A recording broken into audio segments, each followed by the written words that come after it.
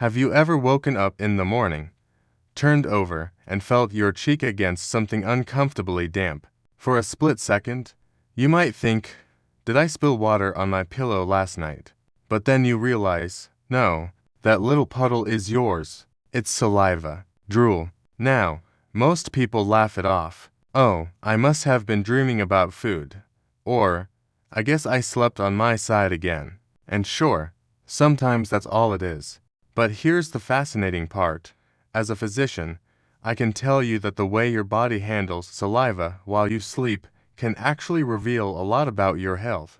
What seems like a silly wet pillow could be your body's way of whispering, or sometimes screaming, that something more is going on. And tonight, I want to take you on a journey, not just a list of causes, but a story, an exploration into the hidden world of nighttime drooling. You'll see how this seemingly small detail ties into the brain, the gut, the immune system, even life-threatening conditions. By the end, you might look at your pillow in the morning with completely new eyes. So let's start with the basics. Why do we even make saliva at all? The average person produces between 0.5 to 1.5 liters of saliva every single day. It lubricates food, protects teeth, helps us swallow, neutralizes acid, and fights off bacteria. It's basically the body's built-in mouthwash and digestive kickstarter. During the day, you hardly notice it because you're constantly swallowing. But at night, when you're not consciously paying attention, saliva still flows. The big question is, does your body handle it correctly, or does it escape? Now, sometimes it's innocent. Your sleeping position, the way your jaw relaxes, gravity pulling saliva down the wrong path. But in medicine, we always ask, what if it's more than that?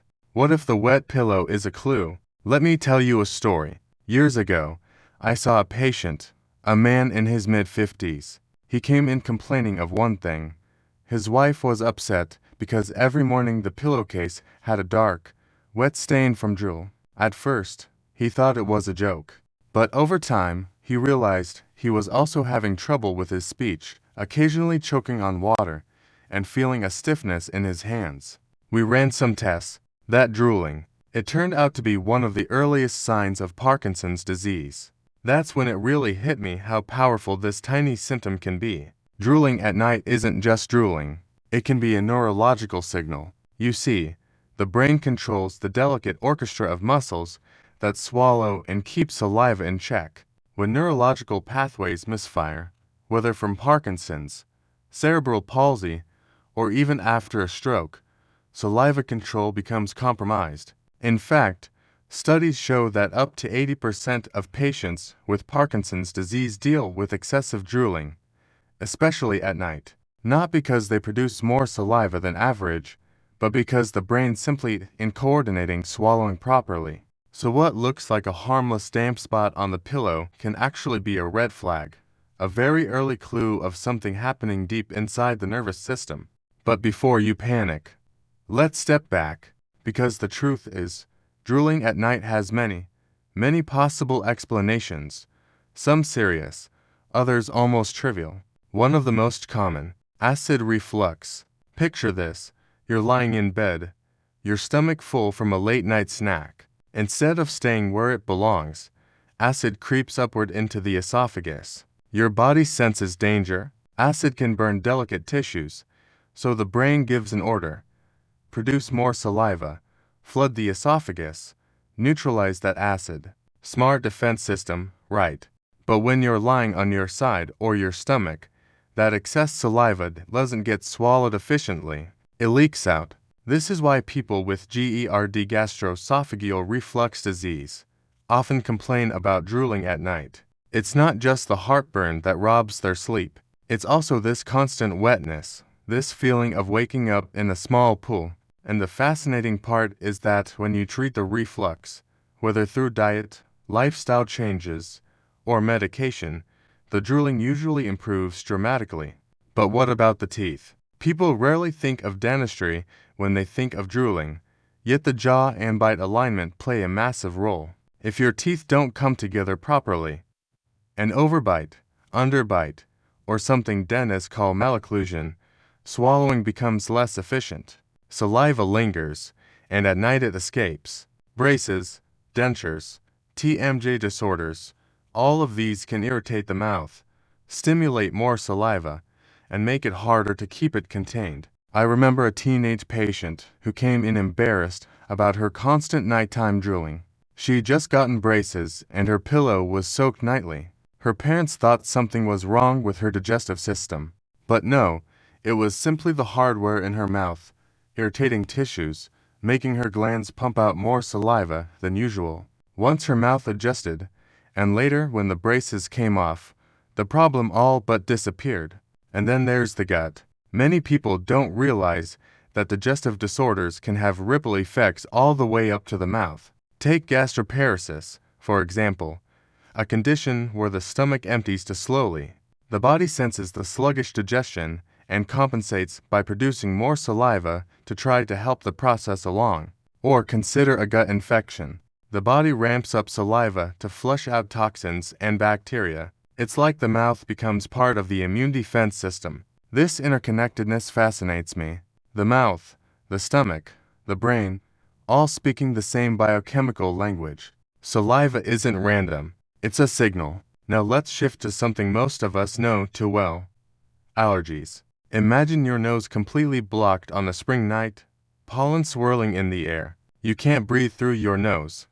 So, your mouth takes over. Mouth breathing at night is basically an invitation for drool. Why? Because when your jaw is slightly open, saliva has an open exit. Combine that with extra saliva production triggered by inflammation in the throat, and your pillow is doomed. But allergies aren't the only culprits. Infections, from a simple cold to tonsillitis, can trigger hypersalivation. When your tonsils are swollen, swallowing hurts, so the body holds saliva back. It accumulates and eventually leaks out. And here's a critical point. Sometimes, drooling is sudden, dramatic, and paired with other symptoms: weakness on one side of the body, slurred speech, confusion. That's when alarm bells should ring, because this combination could mean stroke. A stroke disrupts the brain's control centers. Suddenly, the delicate choreography of facial muscles and swallowing collapses. Saliva control is lost. And in medicine, we know that identifying stroke quickly, even from subtle clues like unexpected drooling, can save lives. Let's talk about one more big player: sleep apnea. If you snore heavily, wake up gasping, or feel exhausted despite a full night in bed, pay attention. Sleep apnea causes repeated pauses in breathing. When the airway collapses, the body forces the mouth open to get oxygen. Mouth open equals drool. It's that simple. But sleep apnea isn't just about wet pillows. It raises your risk of heart disease, memory problems, even accidents from daytime fatigue.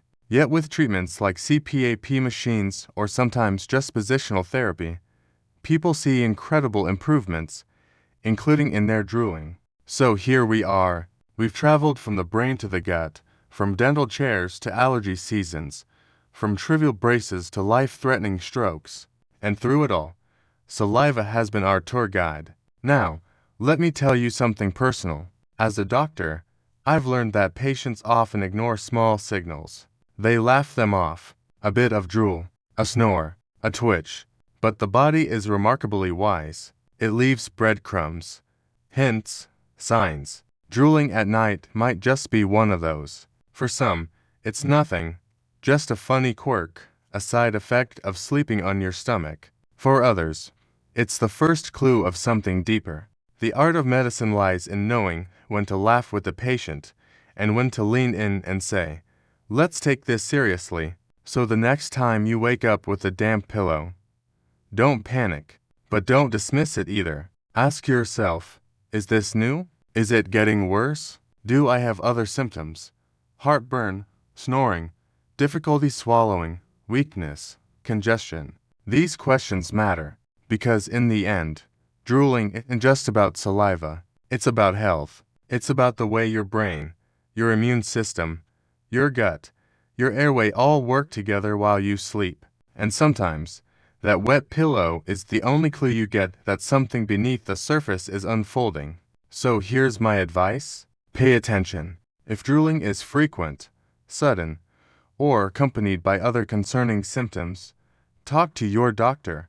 Sometimes the smallest signs tell the biggest stories. And who knows, maybe that simple, soggy pillow could be the first step toward discovering something you can treat, improve, even heal. So, tonight, when you lay your head down, remember, sleep isn't just rest, it's communication. Your body speaks while you dream. The question is, are you listening?